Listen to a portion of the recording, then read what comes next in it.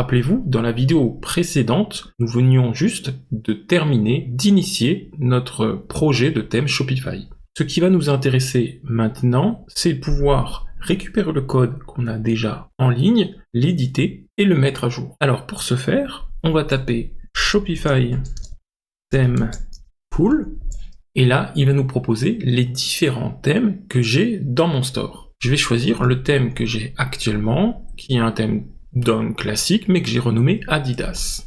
Voilà, je viens de terminer de tirer mon thème. Si je fais Git statut, je vais voir des modifications. C'est tout à fait normal. Lorsque Shopify CLI a initialisé mon dépôt, il a utilisé la version 15.0.1. Mais dans la boutique de Shopify, il est possible d'avoir la version 15.0.2.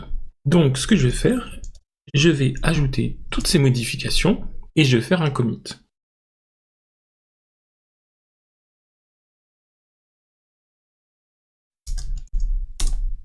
Voilà.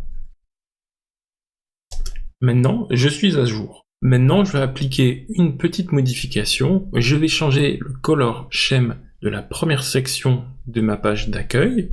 Et ensuite, je vais pousser ce code dans Shopify.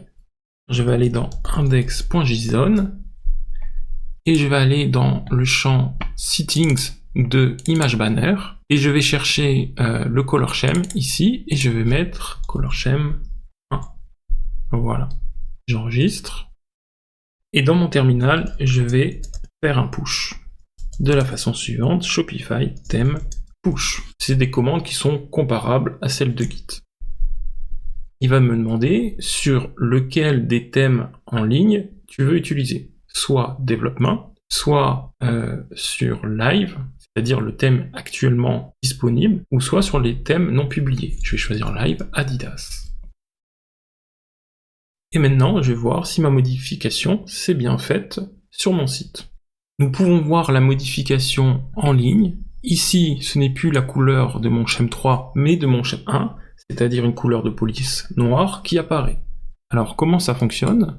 Si vous inspectez, vous allez dans Compute, Color, et ici on voit que la valeur de la couleur correspond à un RGB d'une variable color-foreground. Que sa valeur c'est 18, 18, 18. Tout simplement parce que le changement dans mon fichier JSON va impacter le code qui est généré pour ici retrouver une classe qui s'appelle color-scheme-1 et puis color-scheme-3. Donc vous voyez, c'est très simple, surtout si vous êtes déjà familier avec les outils comme Git. Maintenant, ce qu'on aimerait, c'est automatiser tout ça pour qu'on n'ait plus besoin de choisir à chaque fois sur quel thème on va pusher et ne pas faire l'erreur de se tromper. Pour ça, nous allons faire npm init-y pour pouvoir créer un fichier package.json que nous allons ouvrir avec Visual Code. Ici, dans la section script, je vais la remplacer par ceci. Donc, un script pool pour faire Shopify theme pool, avec l'option --store pour choisir mon store, --thème avec le nom de mon thème comme il est renseigné, c'est-à-dire ici avec un grand A, dans mon site Shopify, cast est importante, et ici ce petit ajout qui va me permettre, lorsque je fais un pool, de ne pas écraser et supprimer mon fichier package.json. Vous pouvez ignorer d'autres fichiers du genre ou utiliser la commande --nodelete. Ensuite, la commande push qui fait un Shopify theme push, toujours en sélectionnant le store et le thème, avec un -a pour dire oui, je veux bien pusher mon code, même si c'est un thème qui est alive. Donc ça permet d'enlever la sécurité avec le prompt qui demande voulez-vous bien enregistrer sur un thème qui est alive en cours. Et ensuite, dev qui va faire un Shopify theme dev en sélectionnant le store, ce qui me permet de retrouver mes collections, mes images, mes produits, en soi tous mes données de mon store, de ma boutique, dans mon développement local. J'enregistre et maintenant je vais pouvoir faire un npm run push. Et on voit qu'il arrive à pusher sans me demander sur quel thème. Maintenant je vais aller sur mon site et je vais aller dans mon Shopify Theme Editor pour faire une modification.